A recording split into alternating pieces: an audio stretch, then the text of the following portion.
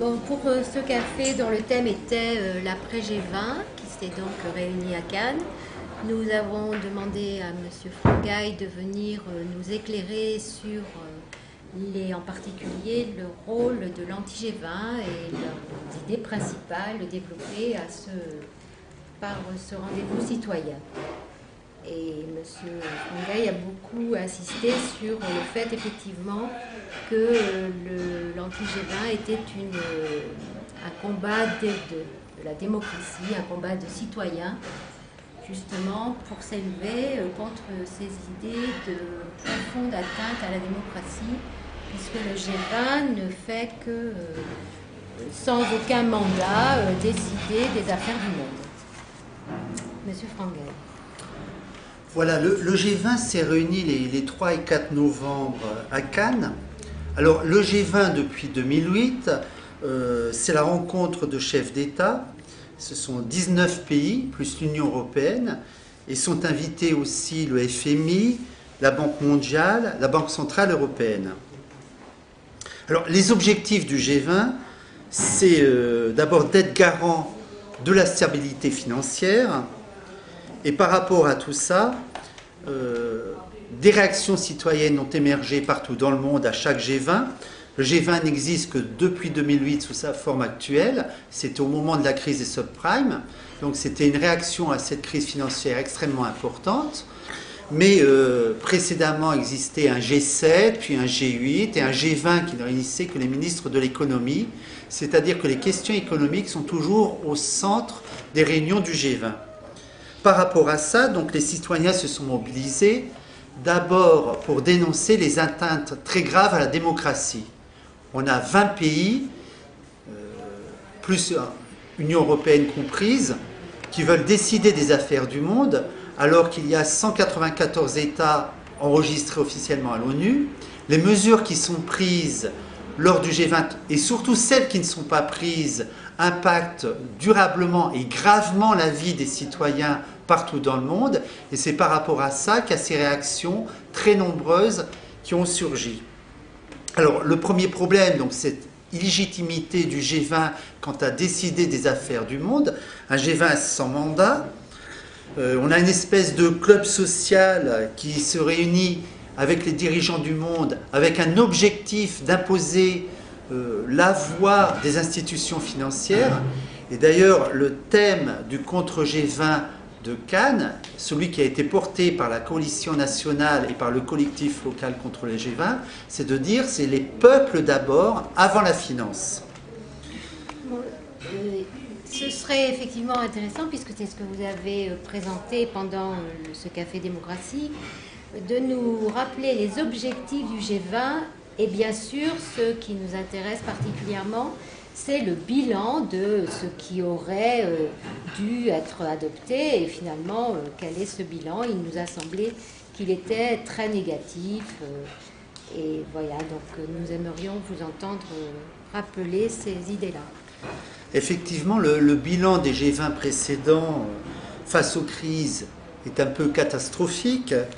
On sait que depuis 2008, il y a eu pratiquement 14 000 milliards de dollars qui ont été avancés auprès des banques par les peuples et par leurs gouvernements. Alors 14 000 milliards de dollars, c'est un nombre qu'on ne peut pas se représenter.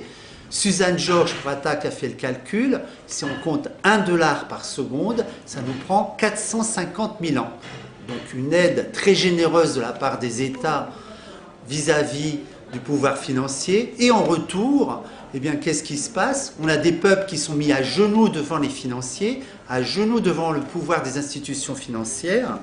Et ce qu'on demande en tant que membre et dans le cadre du collectif contre G20, c'est que l'argent serve au service de la société, avec des mesures concrètes, par exemple, lutte contre les paradis fiscaux, on en parle depuis longtemps.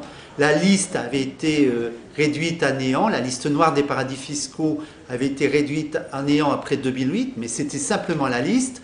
Concrètement, aujourd'hui, on a environ 40 paradis fiscaux extrêmement importants, puisque l'ensemble des fonds qui échappent à la fois pour aider les peuples et pour l'aide aux citoyens par l'intermédiaire des paradis fiscaux, c'est de l'ordre de 800 milliards de dollars.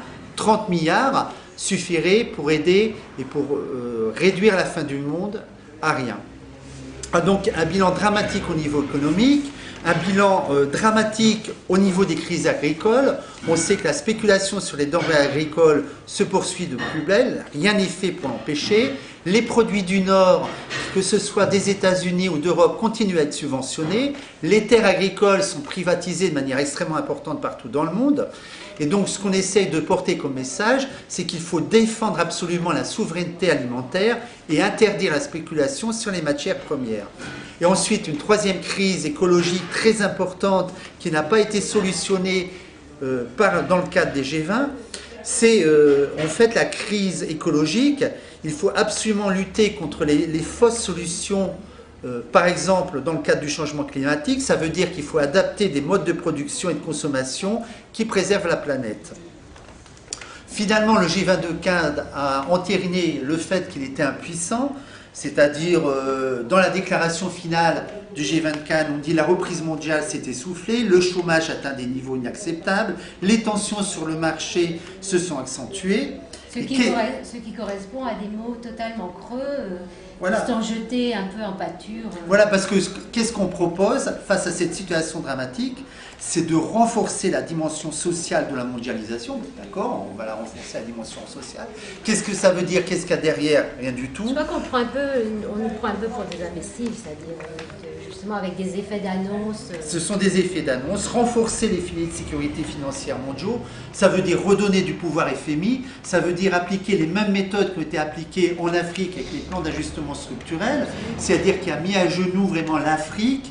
Et c'est dramatique, c'est ce qui se passe maintenant en Grèce, ce qu'on propose en Italie, des plans de privatisation drastiques et finalement des mesures d'austérité, alors que la richesse, elle est là. Le problème, c'est vraiment un problème de répartition de la richesse et c'est ça qu'il faut essayer de développer, de faire entendre.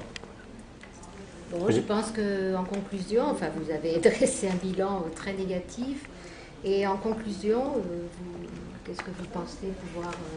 En conclusion, et c'est le message qu'on entend de plus en plus, on a ce message, il y a un besoin de démocratie réelle, que les peuples puissent prendre en charge leur avenir, en décider. On a 1% qui bénéficient des politiques actuelles contre 99%. Il y a 99% des gens qui doivent pouvoir se faire entendre. Une démocratie réelle, c'est le message qu'on entend partout maintenant dans le monde. Très bien. Voilà, je vous remercie et enfin nous vous remercions tous qui participent au Café Démocratie.